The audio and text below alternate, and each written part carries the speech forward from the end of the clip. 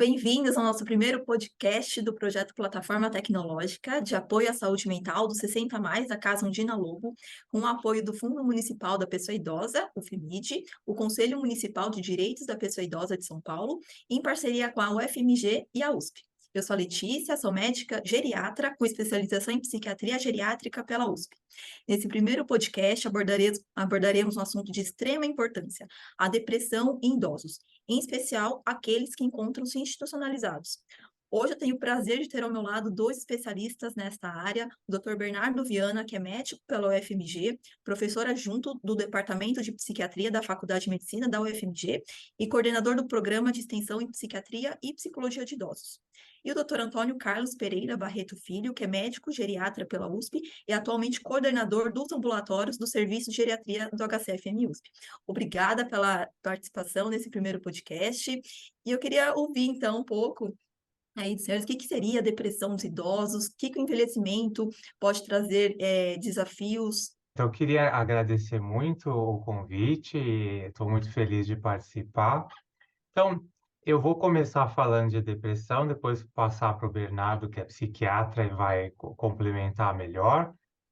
Mas eu queria primeiro lembrar que a palavra depressão é uma palavra muito vaga e que ela é muito usada e abusada. Então, as pessoas falam depressão com muitos significados. Então, as pessoas falam que estão deprimidas, falam depressão com muitos significados. E nós, médicos, acabamos usando a palavra depressão com significados mais técnicos. Então, depressão significa muitas coisas, mas quando o médico fala que a pessoa está com depressão, geralmente a gente quer dizer que a pessoa está com depressão maior, que é uma coisa mais técnica, daí já é doença.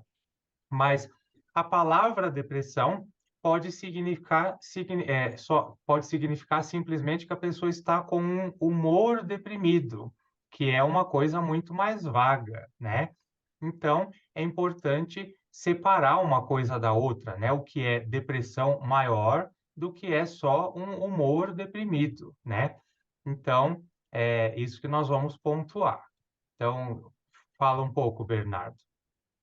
Então, agradeço, doutor Antônio, aí, pelo convite, doutora Letícia também, e também por facilitar um pouco para mim, né? Ou seja, falando da questão da depressão como algo mais inespecífico no termo. Mas realmente, para o médico, para o psiquiatra, o termo depressão tem a ver com um transtorno mental, e esse transtorno mental ele tem que causar um impacto na vida da pessoa. Como que a gente vê isso, né? Através de queixas de que a pessoa está sofrendo muito, ou seja, um sofrimento clinicamente significativo. Sofrimento clinicamente significativo quer dizer que é aquele sofrimento que as medidas usuais, uma conversa com um amigo, uma pessoa querida, uma ação, por exemplo, espiritual, uma busca com o líder religioso, não é o suficiente para melhorar a pessoa. É um sofrimento que a pessoa fala que ela não dá conta. Ou e a presença de um impacto funcional. O que quer dizer isso? Uma tristeza que leva a pessoa a não conseguir sair da cama, não conseguir se alimentar direito, realizar suas atividades, ela é uma tristeza para além da tristeza usual. Então, esses são os nossos dois nortes, quando a gente pensa em um diagnóstico de depressão. Não é uma simples tristeza, ou uma tristeza que todos nós já tivemos na nossa vida, mas uma tristeza que leva a um sofrimento que ele é significativo, e não só a pessoa pode querer uma ajuda profissional, de um profissional de saúde, como também muitas vezes ela não dá conta de lidar com aquele sofrimento, e aí então daí o nome clinicamente significativo, muitas vezes é a família, o profissional de saúde que observa que esse sofrimento está além do que ela dá conta, ou esse impacto funcional, que impacta o dia a dia. Então, como o doutor Antônio disse, a depressão não é uma questão só da tristeza, porque até mesmo no conceito, a depressão ela pode ser uma depressão sem o humor deprimido ou sem a tristeza.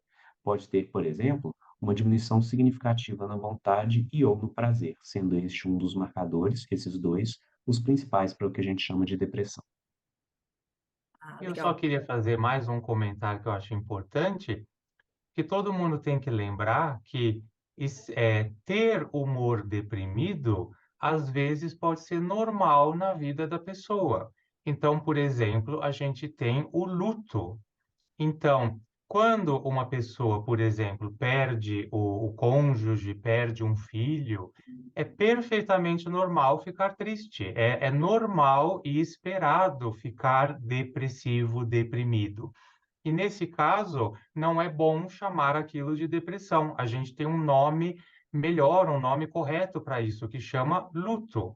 Então, é muito importante todo mundo lembrar que ficar triste, ficar depressivo, deprimido, pode ser normal e é parte da vida. Então, tem que ver que dependendo da situação, aquilo pode ser normal. Então, tem que sempre avaliar e pode ser necessária avaliação médica, né? Então, quando a pessoa envelhece, ela vai ter que enfrentar muitos desafios. Tem o envelhecimento do corpo, a pessoa vai mudar o corpo, podem vir doenças, algumas muito desagradáveis. A pessoa pode ter a perda de um familiar, de um ente querido, às vezes é perda por causa de morte mesmo, às vezes é perda porque o filho, o neto saiu de casa, foi viver a sua vida, né? Então, tem a questão da aposentadoria. Então, tem muitas questões que são desafios emocionais, psicológicos que o idoso vai viver com o envelhecimento. E tudo isso a gente pode dizer que é um fator de risco para a depressão. Agora, é muito importante entender que, mesmo que a pessoa, por exemplo, é, tenha a perda de um filho, perder um filho não causa depressão. Que às vezes a pessoa tem esse mau conceito de que um evento de vida vai causar a doença. A gente acredita que depressão é um distúrbio de neurotransmissores no cérebro, falta de serotonina, é uma coisa muito mais complicada do que só o evento de vida, tudo mais. Então, é claro que perder uma pessoa querida pode propiciar a você entrar em depressão. Mas se é, ter uma vida difícil levasse à depressão, né? Todas as pessoas com vida difícil estariam deprimidas. Isso não é verdade. As pessoas têm vida difícil e não ficam deprimidas também. Então é importante lembrar que isso é só um fator de risco, não causa depressão. Ela pode te empurrar naquela direção, mas não é a causa. É só talvez o empurrão final, mas você já estava indo naquela direção de alguma maneira. Então, queria comentar, Bernardo? De certa forma, a gente deve colocar, né, aqui como um termo técnico, né, os diversos fatores biológicos, psicológicos e sociais que vão interagindo aí nessa maior propensão ou não a um episódio depressivo. A gente deve pensar que algumas pessoas podem ter uma vulnerabilidade maior biológica, mas um bom suporte psicológico e social, ou o contrário, ela ter uma vulnerabilidade psicológica e social em situações de vida, mas a parte biológica está, por assim dizer, sem grandes fatores de risco para a depressão. Então, a depressão, de fato, ela é uma intrincada relação entre esses fatores biológicos, psicológicos, sociais e também na normativa histórica da pessoa, né? Aqui, como o doutor Antônio colocou, né, a gente pode pensar que os desafios do envelhecimento, eles podem ser por questões normativas e não normativas. Tem coisas que a gente espera que o idoso vivencie, né? Não é que isso é certo ou errado, mas espera-se que se aposente, espera-se que tenha questões, por exemplo, relativas a luto de pessoas próximas, de irmãos, de pais, né? À medida que a pessoa envelhece, esses fatores de risco normativos para a idade também ocorrem. Por outro lado, como o doutor Antônio disse, os fatores não normativos, não é esperado que o idoso perca o filho, né? Que seja o contrário, em geral, é o filho que perde o pai em uma questão de história de vida, né? De certa forma, à medida que envelhecemos, temos que lidar com essas questões do envelhecimento biológico e os desafios de lidar com limitações físicas, alterações de salário ou aposentadoria e como que se lida com tudo isso. Eu acho que um gancho, né, para a gente tentar vir para a sua segunda pergunta, seria a institucionalização, né? Institucionalização, ou morar em uma residência de idosos, morar em uma ELPI, ela não é considerada como normativa, porque não necessariamente a gente vai passar por isso, e isso vai depender muitas vezes tanto do suporte psicológico social, assim como também das vulnerabilidades biológicas. Muitas vezes um idoso muito frágil, e mesmo tendo uma família que a dê suporte, pode ser que essa família não consiga dar o suporte necessário para todas as necessidades dessa pessoa. Então, considerando tudo isso, o momento de uma institucionalização pode ser um momento onde se vê essas vulnerabilidades em seu máximo. Por que que uma pessoa vai para uma instituição? A gente não pensa hoje como uma casa de repouso, um local para a pessoa repousar, mas um local onde ela vai ser acolhida, vai dar o suporte às suas necessidades, mas muito provavelmente porque não tem uma possibilidade dela morar no seu domicílio por diversas questões. E aí eu retomo o biológico, psicológico e social. Pode ser que seja uma questão de fragilidade biológica, onde isso deve ser abordado em uma instituição como essa, ou uma fragilidade psicológico-social, não tem esse suporte sociofamiliar, ou apesar de tê-lo, não é o suficiente para as suas necessidades. Eu queria só aproveitar o Uhum. comentário de algumas palavras que o Bernardo citou, de explicar exatamente esse termo instituição, porque algumas das pessoas que estão ouvindo esse podcast podem não ter claro esse termo, né? Então, hoje em dia, porque algumas pessoas ainda se referem à instituição de longa permanência para idosos. Então, escutem bem esse termo. Este é o termo correto: instituição de longa permanência para idosos. A gente usa o termo ILPI. Então, é um termo longo, técnico, mas é o termo correto porque não é correto chamar de casa de repouso, nem de abrigo, nem de asilo. Tudo isso é um nome muito ruim, muito estigmatizado. Então, queria aproveitar que o doutor Bernardo citou, que não é para chamar nem de casa de repouso, nem de abrigo, nem de asilo. Então, o termo é instituição de longa permanência para idoso. E o idoso, ele é institucionalizado. Agora, nós que trabalhamos, que lidamos com o ILPI, nós chamamos o idoso simplesmente de morador. Ele é um morador ou um residente da ILPI. Então, isso tira qualquer estigma. Ele é um morador da ILPI, né? Então, isso que é muito importante para todo mundo entender. Letícia? Ah, então, não, achei muito interessante as duas mensagens, né?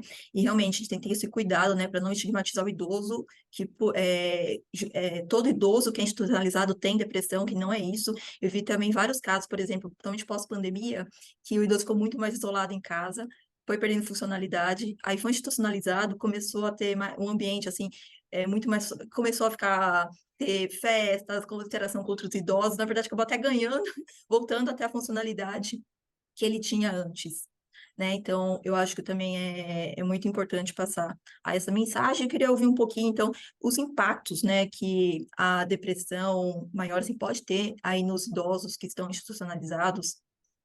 Eu vou aproveitar esse seu gancho, a sua citação, porque eu e a Letícia, nós somos ligados à Casa Ondina Lobo, que aparece aqui no nosso logo e tudo mais, e nós somos muito felizes em dizer que a Casa Ondina Lobo é uma grande festa que tem eventos, que vem voluntários toda hora trabalhar com os idosos, a gente celebra datas festivas. Então, é muito importante lembrar isso, tirar o estigma de que a pessoa vai morar numa instituição e que é um negócio parado, é uma vida negativa. Muito pelo contrário, geralmente a pessoa que vem morar numa instituição vem de uma situação de um certo isolamento social.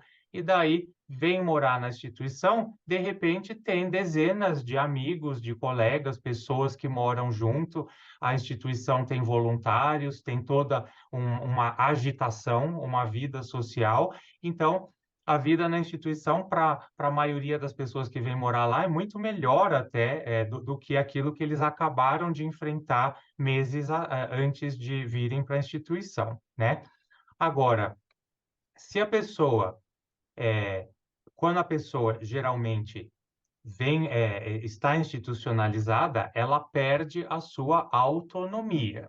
Isso é meio inescapável. Porque a pessoa que está morando na sua própria casa, no seu próprio domicílio, ela tem muito mais autonomia, né? Ela é dona da sua própria casa, ela tem mais autonomia do que a pessoa que mora numa instituição. Mas isso não quer dizer que o idoso que é institucionalizado não tem autonomia. Eles têm seu próprio dinheiro, eles podem sair da instituição e voltar. Tem muitos idosos com grande autonomia morando em instituição. Porém, é comum que o idoso institucionalizado tenha menos autonomia, então eles têm que vivenciar essa questão da institucionalização. E isso, às vezes, pode propiciar, por exemplo, o quadro depressivo. Mas é como eu falei, tem que lembrar também que, às vezes, a institucionalização leva o contrário e leva até a socialização. Bernardo? Eu vou complementar colocando que quando a gente vai morar em um domicílio, temos que nos adaptar com as suas rotinas, o tipo de cama, os nossos espaços, as nossas relações. E isso, em um processo de morar em um novo lugar, isso demanda tempo. Quando a gente divide o quarto, tem que dividir o quarto com outras pessoas, horário de apagar ou ligar a luz, isso tudo pode ter também impactos, né? O que a gente já sabe na literatura é que a depressão ela pode ocorrer e tende a ocorrer nos primeiros meses, porque esse é o momento mais crítico, onde isso é mais difícil. A pessoa que tem, então, um quadro depressivo nesse primeiro momento da ida para a instituição, ela pode ter, então, uma mudança nos seus comportamentos, ficar mais, menos ativa, diminuir o apetite, alterar o sono. E por isso, por exemplo, muitas vezes a pessoa vai ter menos energia para fazer suas coisas, ela pode apresentar esse choro, tristeza e até mesmo com os pensamentos de inutilidade e que não tem esperança. Aí, no caso dos idosos, é muito frequente também queixas de memória. Então, o impacto da depressão na pessoa idosa que vai para uma instituição, ele tende a ser observado em sua primeira parte, na maioria, nesses primeiros 3 meses, mas no primeiro ano ainda é um momento, vamos dizer assim, de maior vulnerabilidade psicológica e social. Ou seja, a pessoa está se adaptando, fazendo novas amizades, fazendo novas rotinas, e também, muitas vezes, as famílias que participam nesses processos também se adaptando em relação a isso. Por outro lado, é importante a gente ressaltar que as pessoas idosas que vão para uma ILPI, muitas vezes também têm essa vulnerabilidade biológica anterior. Então, elas já têm uma predisposição a desenvolver a própria depressão.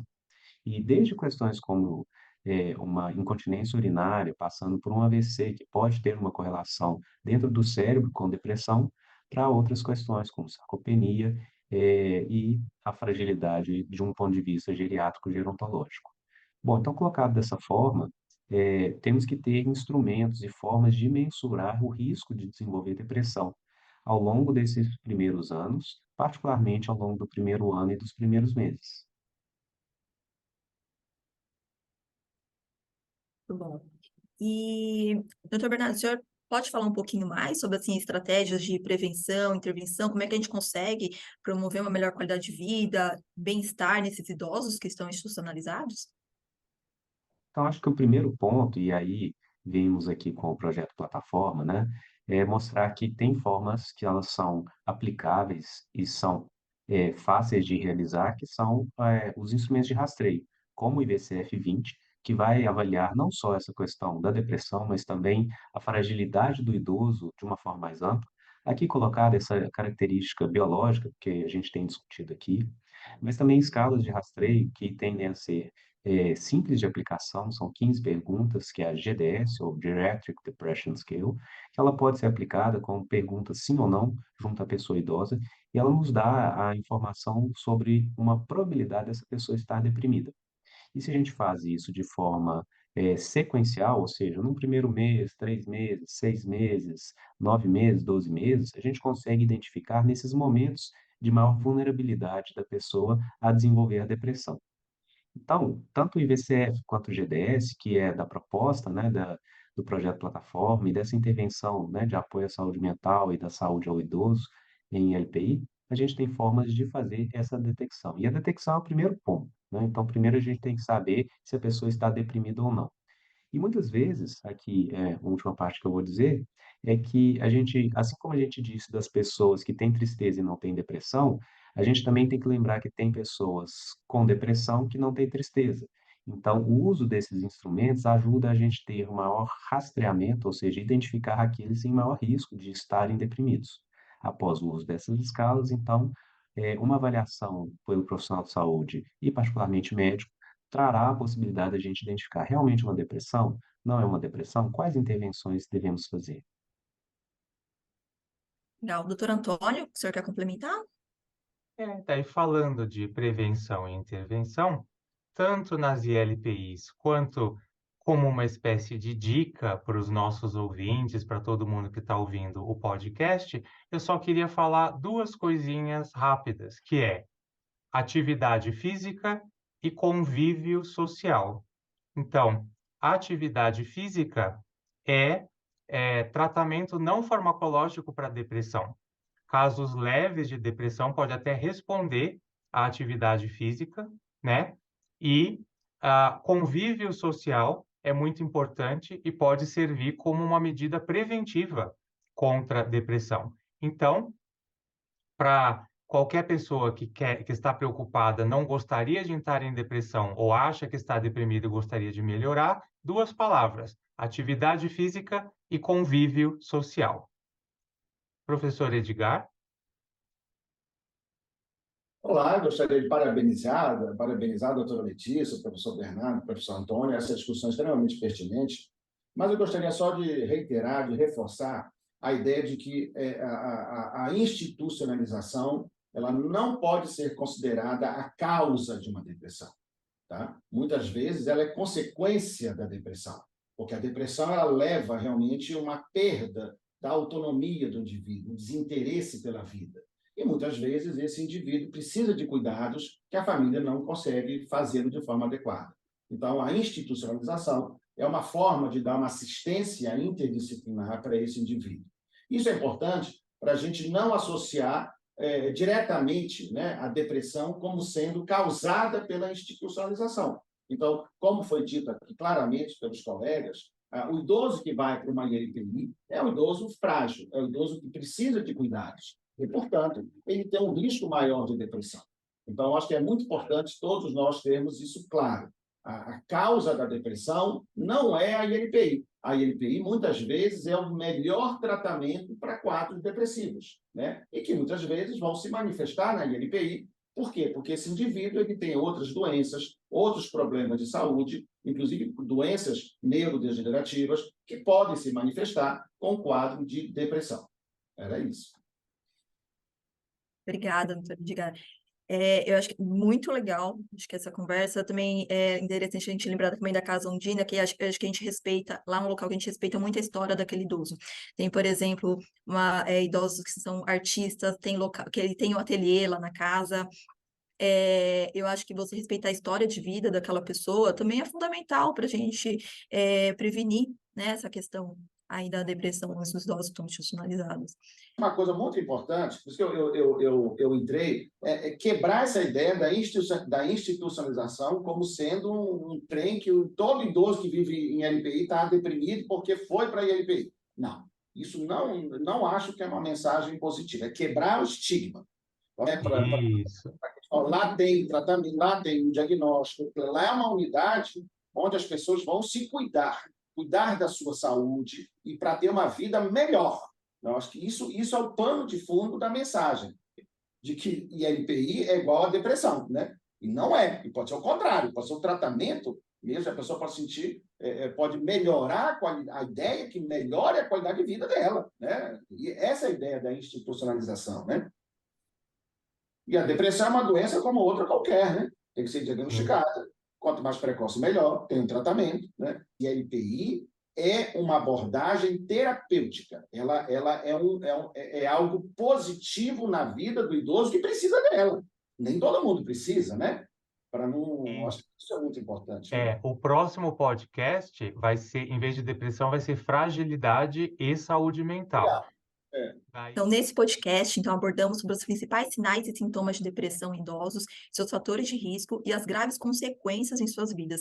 Em especial, conversamos aí bastante sobre os idosos institucionalizados. É fundamental identificar a depressão em idosos, pois o tratamento adequado, ele faz grande diferença em suas vidas. Isso ajuda a evitar mal-entendidos, estigmas, julgamentos negativos, e você, que é cuidador de um idoso, tem um papel fundamental nesse cenário. É que você que vai ajudar na defesa dos direitos e no bem-estar dele, contribuindo em um ambiente muito mais saudável e acolhedor. Então, obrigada por participar desse primeiro podcast sobre um assunto tão delicado. E se você tiver algum caso que queira compartilhar com a gente, escreva aqui nos comentários. Isso pode ajudar outras pessoas que estão passando por situações semelhantes. E se você conhece algum caso com esses sinais e sintomas que conversamos hoje, procure a ajuda de um profissional. Isso poderá fazer uma grande diferença na vida daquela pessoa, daquele idoso. Na descrição do vídeo também vão colocar alguns itens, links úteis, caso queiram mais informações. Obrigada pela participação, Sr. Bernardo, Edgar, Sr. Antônio. muito obrigado. Obrigado.